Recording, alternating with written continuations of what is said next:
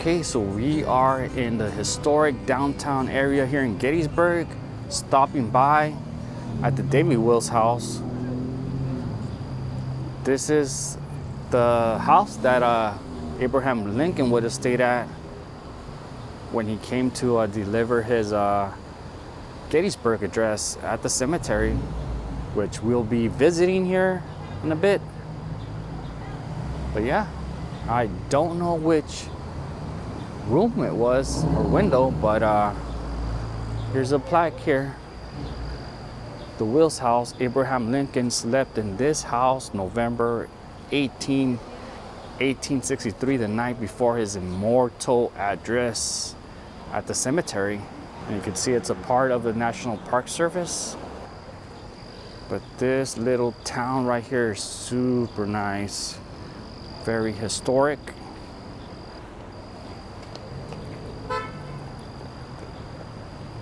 We've got Abe Lincoln right here. And it does say that it is free for admission. You could go inside the rooms, but it looks like it's closed today.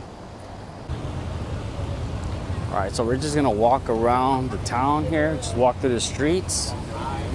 It's just awesome how all these buildings that went through an actual battle, because when the Battle of Gettysburg took place July the 1st, they actually fought here in the city.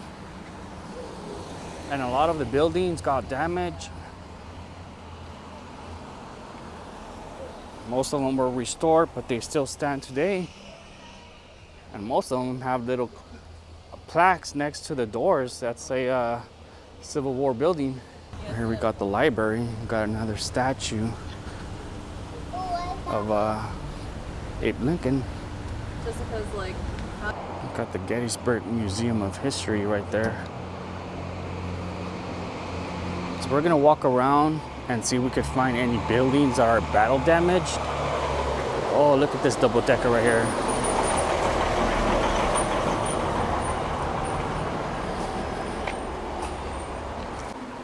Found another Civil War building right here.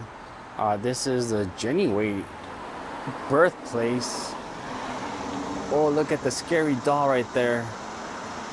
Oh no. But Jenny Wade, this is where she was born.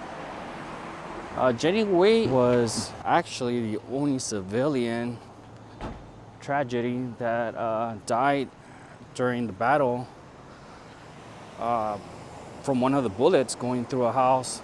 She was visiting her sister, which I believe the house is a little bit more that way, but she was visiting her sister and she got killed by a bullet from a Confederate. The only civilian tragedy. Civil War building, William Walker House, 1843. Got a building there where they do ghost tours. That would have been cool to do. Maybe I'll do a ghost tour in Williamsburg.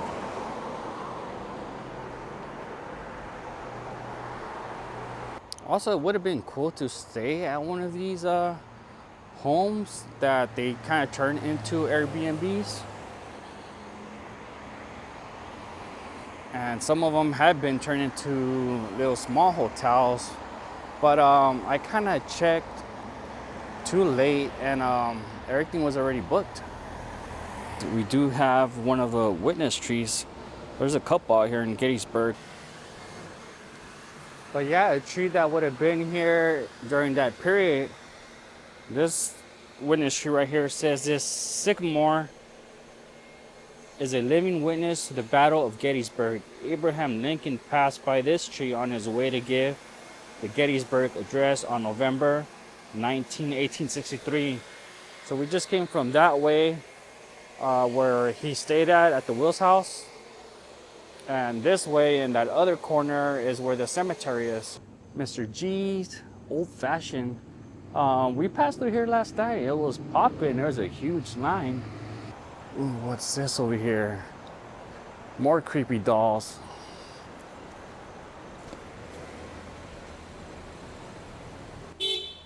You do ghost tours.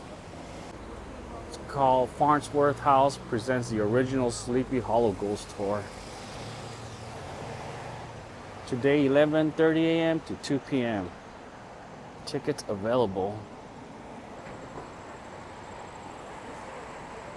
But yeah, I think the Confederates uses buildings to have their sharpshooters on top, and yeah, that's why it's all riddled with bullet holes. Because the Union soldiers might have been trying to get rid of those sharpshooters up there.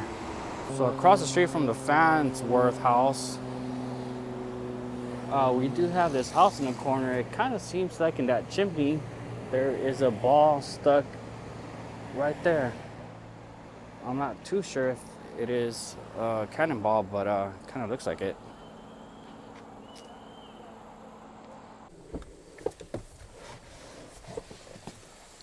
All right, so making another stop. A stop that I did make last time I came out here in 2020, which is a Sax Covered Bridge. Just something cool about looking at a covered bridge. They're beautiful. So anyways, this bridge right here was used by both armies, the Confederate and the Union. Used by the Union when they arrived, and it was used by the Confederates when they were retreating 4 days later after the battles. All right, let's go through the bridge. I don't think I went through the bridge last time I was out here.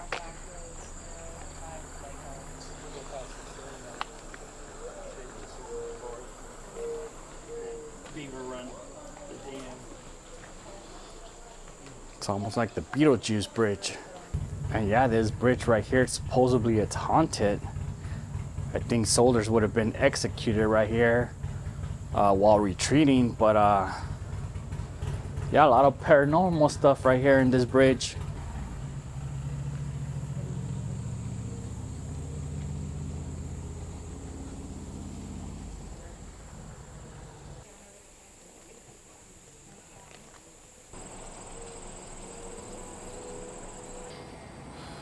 All right, friends, so I have reached to the Reynolds Avenue right here. This is where it first started, July 1st. The Battle of Gettysburg was 1st, 2nd, and 3rd of July. This is where it would have started right here. Behind me is Gettysburg, the town. But the Confederates were on this side, coming in this way. And the Union was just around here as they encountered the Confederates. John F Reynolds pushing, encouraging his troops to come through this area right here as he was shouting, "Forward, men, forward, for God's sake, and drive those fellows out of the woods." He was just struck by a mini ball right through the head. And this monument right here is in memory to where he fell to his death. But yeah, eventually as the Union soldiers were retreating back into town, the Confederates pursuing, we're gonna go through the whole line of the Confederate line, which eventually ended up through this whole tree line all the way to the other end.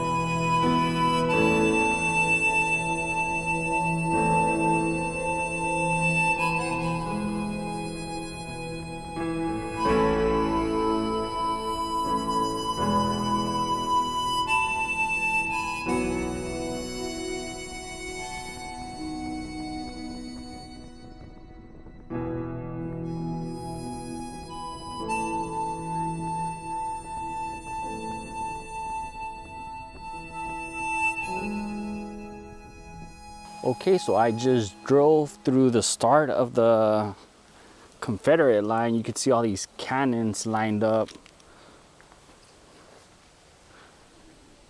But all the way here for a couple miles, it would have been the Confederates and the Union. I'm not sure if you could see with this camera, but would have been all on that side. You could see the Pennsylvania Monument from here all the way back there. But there is tons of monuments all over.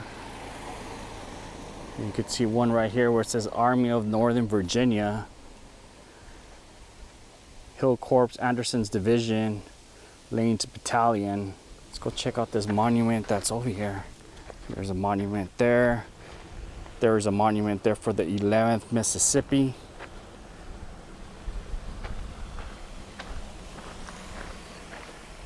Again, right now we are in the Confederate line.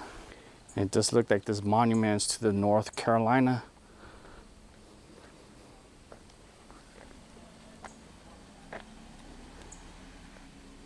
(1863) North Carolina, to the eternal glory of the North Carolina soldiers who on this battlefield displayed heroism unsurpassed, sacrificing all in support of their cause. Their valorous deeds will be enshrined in the hearts of men long after these transient memorials have crumbled into dust. 32 North Carolina regiments were in action at the Gettysburg July 1st, 2nd, 3rd of 1863. One Confederate soldier in every 4 who fell here was a North Carolinian. The monument here was made by the American sculptor who did Mount Rushmore. His name was Gutzon Borglum, if I'm pronouncing that correctly. But yeah, he was approached to make the monument here.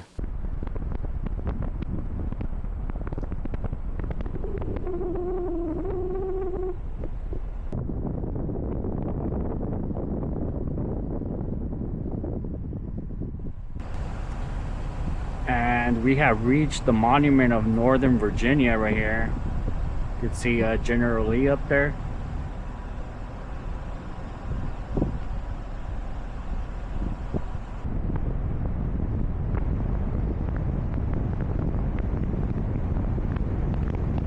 Okay, so just arrived. We're still in the Confederate line, reaching another point. This is the Longstreet Memorial.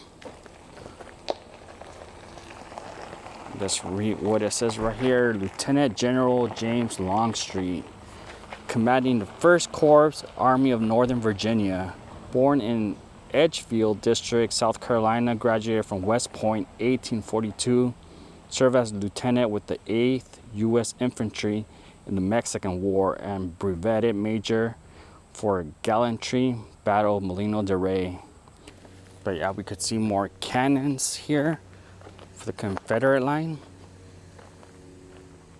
can see some monuments over there from the Union side, and Big Round Top, Little Round Top, and the famous peach orchard just right here in the distance. We'll try to stop by there and see a little bit of history for General Sickles, who ended up getting shot with a cannonball right through his leg, ripping it apart. And fun fact, his leg is still on display at a museum which got amputated. I think it's like a health museum, like some kind of medical museum. That's crazy. It's still on display for people to see.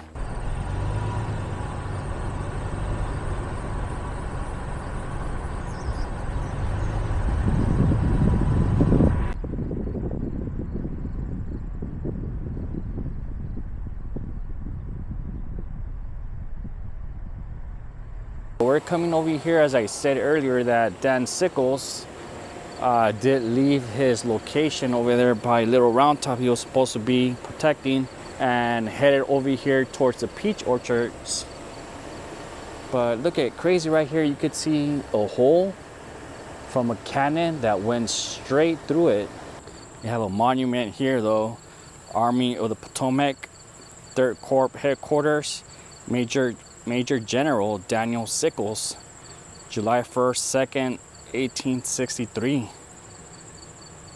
All right, it looks like there's a little pathway over here.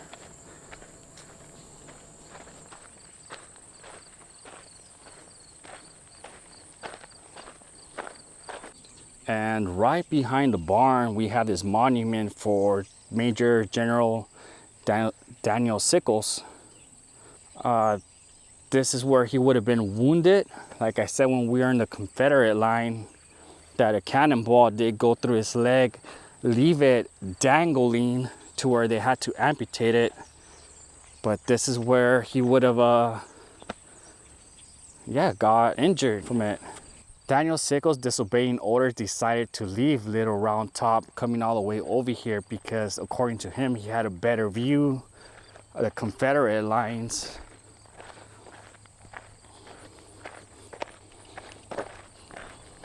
So it kind of threw the whole Union line into a mess, to where they had to rush more Union troops to come and cover and protect Little Round Top because E. Sickles, disobedient with no military experience, decided to come this way and ended up getting injured for it. Lost a leg. There's a picture of the unexploded shell that was found inside this barn. It was the 9th Massachusetts Battery. First timers on the battle line placed their guns here in the Abraham Trossel farmyard. Bigelow knew his battery, 6 12-pounder Napoleons and 110 men was being sacrificed to buy time. Our next stop on the list is the Gettysburg National Cemetery.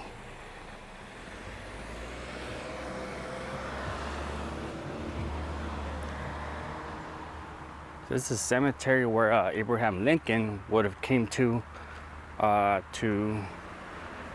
do his Gettysburg Address.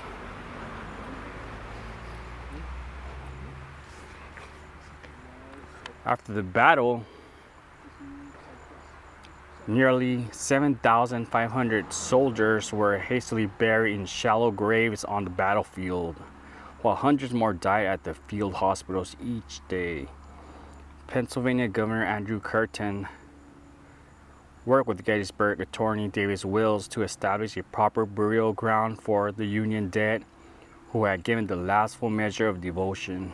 The burials began October 27, 1863 and continued for 5 months. The Soldiers National Cemetery was dedicated on November 19, 1863. President Abraham Lincoln's few appropriate remarks became his most famous and inspirational speech, Gettysburg Address. This is a Lincoln Address memorial. This monument commemorates Lincoln's Gettysburg Address, November 19, 1863. The address was delivered about 300 yards from this spot along the Upper Cemetery Drive. This site is now marked by the Soldiers National Monument. 77 years ago, our fathers brought forth upon this continent a new nation, conceived in liberty and dedicated to the proposition that all men are created equal. Now we are engaged in a great civil war, testing whether that nation or any nation so conceived and so dedicated can long endure. We are met on a great battlefield of that war. We have come to dedicate a portion of that field as a final resting place for they who here gave their lives that that nation might live. It is altogether fitting and proper that we should do this, but in a larger sense, we cannot dedicate, we cannot consecrate, we cannot hallow this ground. The brave men, living and dead, who struggled here, have consecrated it far above our power to add or detract. The world will little know, nor long remember what we say here, but it can never forget what they did here. It is for us, the living, rather to be dedicated here to the unfinished work which they who fought here have thus far so nobly advanced. It is rather for us to be here dedicated to the great task remaining before us, that from these honored dead we take increased devotion to that cause for which they here gave the last full measure of devotion. That we here highly resolve that these dead shall not have died in vain, that this nation, under God, shall have a new birth of freedom, and that government of the people, by the people, for the people, shall not perish from the earth. Really short speech that he gave, but powerful. But here we could still see cannons and memorials from the battle that took place here, Cemetery Hill. Interestingly, that something I have not mentioned is that they have markers all over the battlefield like this, square markers, meaning this was the left flank of the New York Battery Battalion, the 5th New York. Spangler, is that from the Spangler farm, the family? And that right there, that's the New York Monument. 5th New York Independent Battery, Taft's 2nd Brigade Artillery Reserve. And right here we have a statue, a memorial of Major General John F. Reynolds. We talked about him earlier, first high-ranking general that got killed. But that's crazy. I decided to look up a name over there just to try to see if it was a name from somebody that died at Gettysburg.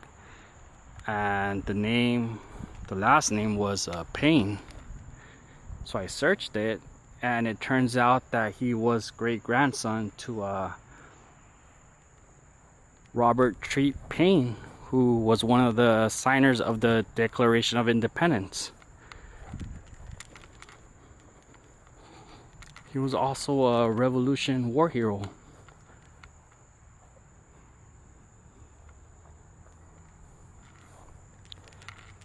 Let's see, let's go to the marker. Yeah, it says right here. I mean, it makes sense. This is Massachusetts, and Robert Tree Payne is buried at the cemetery, the burial ground in Boston. I was just out there.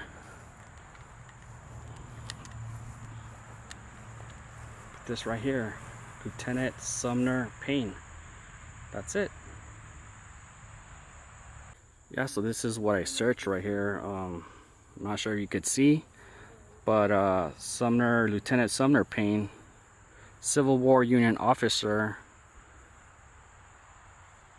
He served as a 2nd lieutenant in the company A 20th Massachusetts Volunteer Infantry. He was killed during the repulse of Pickett's charge on July 3rd, 1863 at the Battle of Gettysburg. He was a great-grandson of Revolutionary War patriot and Declaration of Independence signer Robert Treat Payne. And this memorial right here pretty much tells you the whole side of the war, the Civil War. So upon reading the plaque here, it does say, depicted in this sculpture is Union Captain Harry Bingham, a Mason and staff assistant to General Hancock. So yeah, the guy right there, Mason and assistant to Hancock, and Armstead on the floor wounded, is shown handing his watch and personal effects to be taken to his friend Union General Hancock. So yeah, Armistead is giving him the belongings to the assistant for him to take to his friend Hancock. Hancock was a Union, and so Hancock and Armistead, who was wounded right there, were best friends. And so around here, we do have all the states of the soldiers that fought in Gettysburg.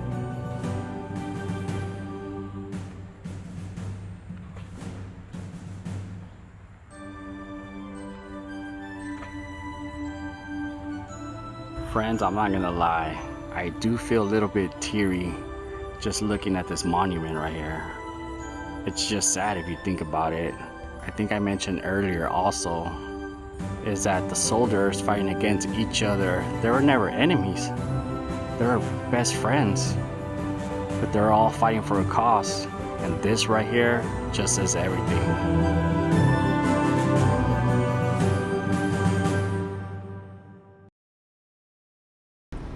Maryland welcomes you. Just in time, Dad. Just in time. Hope you got that. I don't know. Anyways, we just crossed into Maryland. And friends, we are leaving Gettysburg. And we are on our way to Alexandria now. That is Virginia, right next to Washington, D.C. We do have a resort stay with the Wyndham. Or actually, it's a World Mark. But it's by Wyndham. So we're heading off there. We're going to stay 4 nights. And maybe tonight we'll be exploring Alexandria. And the rest of the days will be out in Washington, D.C. exploring museums. Arlington Cemetery and the place where Abraham Lincoln got shot. So it should be interesting, should be fun with my parents right here. So I think we have about a 2-hour drive to Alexandria. So we'll see you out there.